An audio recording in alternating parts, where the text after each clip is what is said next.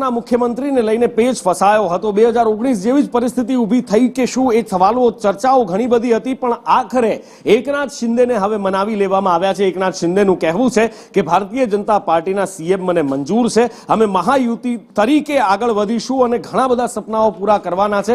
હજી તો એક નાનકડી ઉડાણ ભરી છે, હજી તો આખું આકાશ કબજે કરવાનું છે, એમ શિંદેએ કહ્યું હતું। जो 2.5 साल में हमें काम करने का मौका मिला मुख्यमंत्री की हैसियत से, जो सपना बाला साहब ठाकरे जी का था आम शिव सैनिक को मुख्यमंत्री बनाना, वो मुख्यमंत्री बनाने का सपना मोदी जी और अमित भाई ने पूरा किया और निश्चित रूप से पूरे पहाड़ की तरह वो मेरे पीछे खड़े रहे। इसका मुझे गर्व है, अभिमान है।